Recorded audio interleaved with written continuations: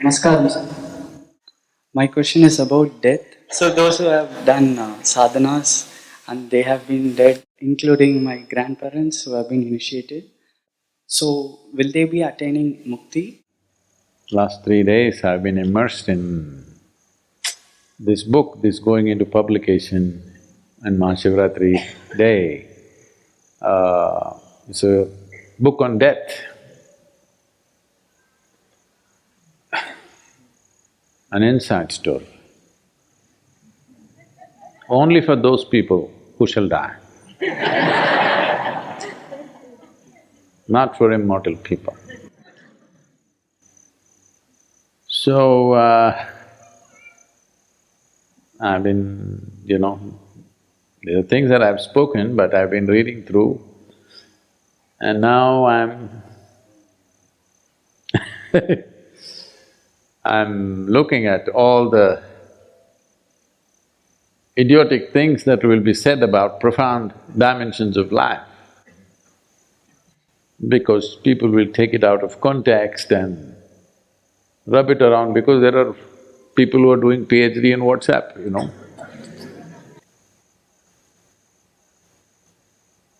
So, I was just thinking of the various consequences that'll arise out of it, but it's okay. I will say what I want to say. I've always said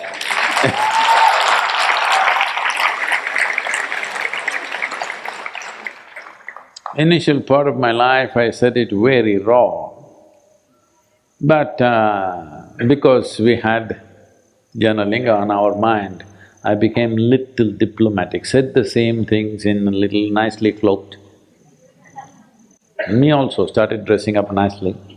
Otherwise I was raw in every way. So most of the talks come from that time, which is very raw and direct. Once again I'm getting there, this diplomacy, time for diplomacy is over, maybe another 1 year, little more diplomacy. After that, we're going to go all out.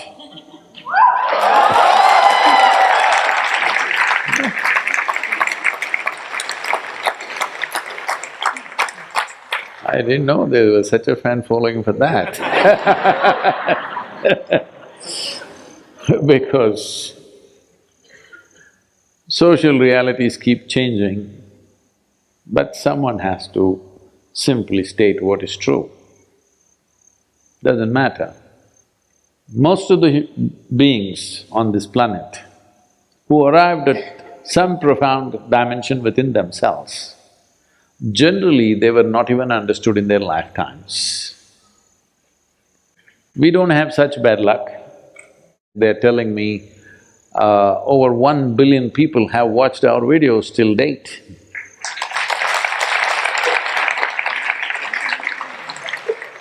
That is 16% of my target.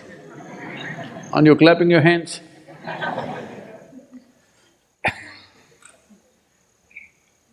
Don't celebrate my failures. No, you're getting there. So,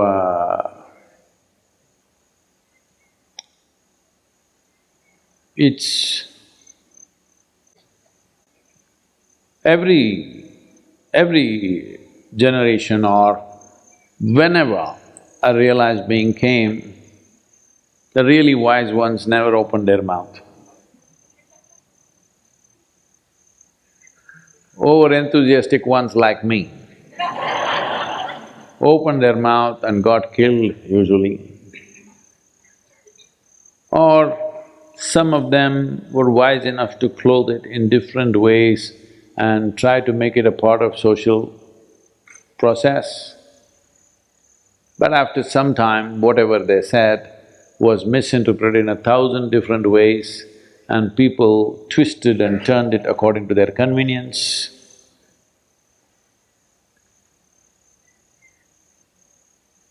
But today we have an advantage that whatever we say is recorded.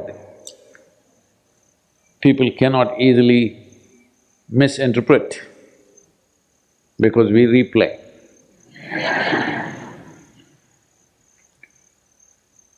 It's not that we've hesitated in the past, but we've avoided saying a few things sometimes, except in close circles. But I feel with 1 billion people watching our videos, now the planet is a closed circle.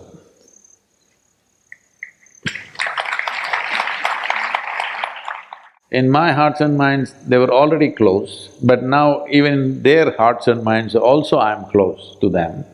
So we cannot speak direct hard things only to people who are sitting here. We start speaking to everybody because those who can't digest it, what to do? They have to go to the toilet.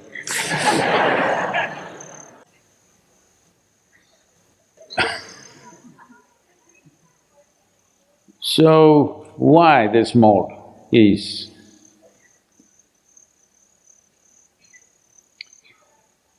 I feel like never before.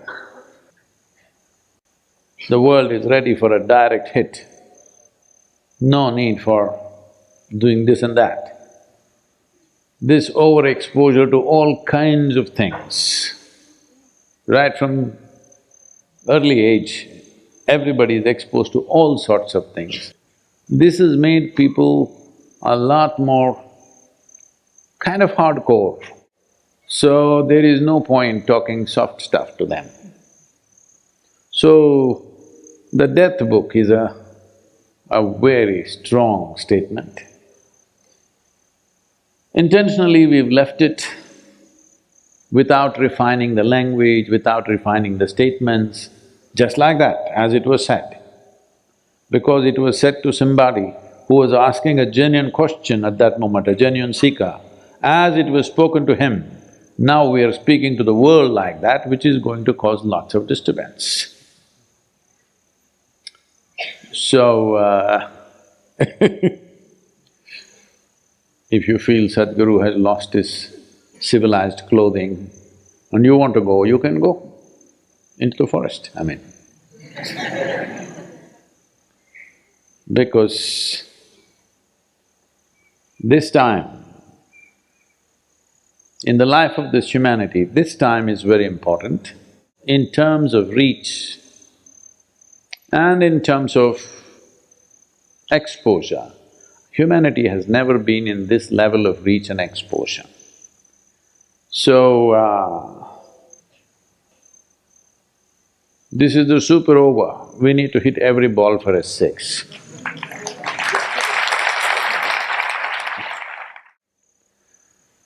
They may be looking for love, sexuality, they're just trying to buy something on Amazon, or they're looking for death and enlightenment. With the kind of population that we have become and the level of empowerment that we have reached, if we don't turn inward now, we are going to be the biggest disaster, that humanity has ever seen. There's only one problem, human being. And the only and only problem with the human being is, he's unconscious and compulsive. Whether you look at technology, you look at politics, you look at religion, you look at industry and business, I'm talking about all the major forces on the planet. All of them are functioning compulsively and unconsciously. So, it's very important that teaching also has a shock value. Otherwise, they know how to ignore these things. It's not just for effect, the truth is like that anyway. Truth is shocking. Few human beings have a digestive system to swallow truth and be fine. If you give them the truth, they will freak. Truth about yourself, I'm saying. If you tell them the truth about yourself, they will freak because they have always been taught by the so-called civilization process, the religious processes and other things to be nice. If you blossom into a full-fledged human being, you don't have to be nice, it's just nice, that's all. So, you must brace yourself up because there are many processes happening. We've set fire in many places which will light up slowly. And also, unfortunately, we also have to tackle not just human beings, we have to tackle the environment. I wish that was not there for us, but that is a massive problem. To a point where people are referring to me as a tree planter, which I don't like. So now with this trillion tree campaign, I've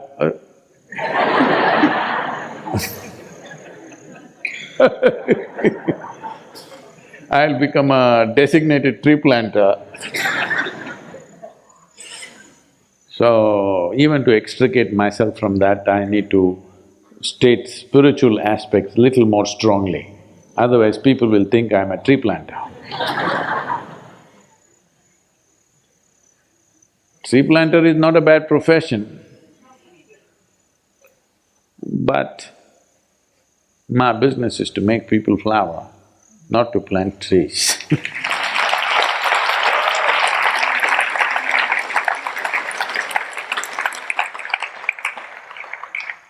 So usually the manure tastes, smells bad, I was about to say, tastes bad. That also can happen, A very enthusiastic salesperson saw a new development coming up in Nashville area in Tennessee. So he went and knocked on a door. A lady came and opened the door. He just slipped in and took out a bag and took out a whole lot of horse dung and threw it all over the new carpet. And he said, "See, I have a really fantastic vacuum cleaner without leaving a trace of anything. Not a smear, not a little bit of smell, everything it cleans and makes your carpet smell good. Just like that, in 5 minutes I will do it. If I cannot do it, I will eat every piece of this horse dung." Then the lady said, "Wait, let me go and get some tomato ketchup." Because the house is new, we still don't have electricity.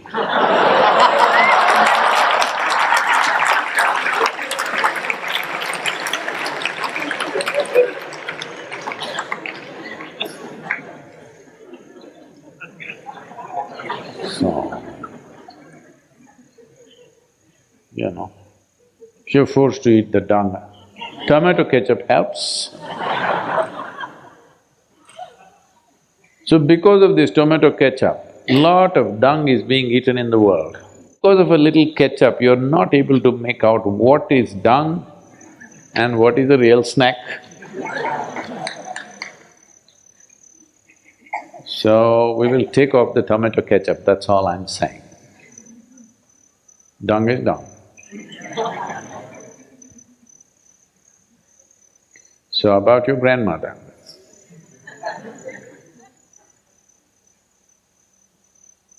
We can do something for her if she's inclined, if she's initiated, definitely. But there are many dimensions to this. In a brief meeting like this, I don't want to open this up. And also, why should I affect the Deathbook sales?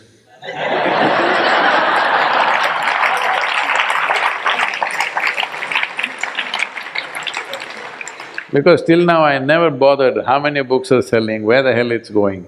But now I've been sitting with the publishers for last 2-3 days and as I'm, different subjects and various questions I'm trying to handle, but their eye is always on how many books will sell in Mahashivratri. So I don't want to disappoint them.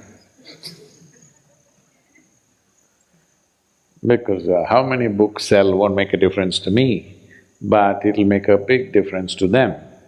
So you must buy the first copy.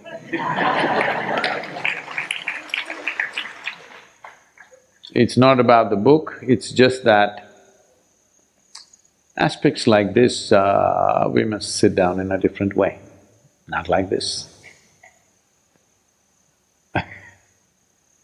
I'm in a evening fooling around mode right now.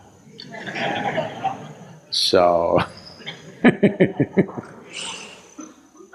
we need to be in a different way to address that question.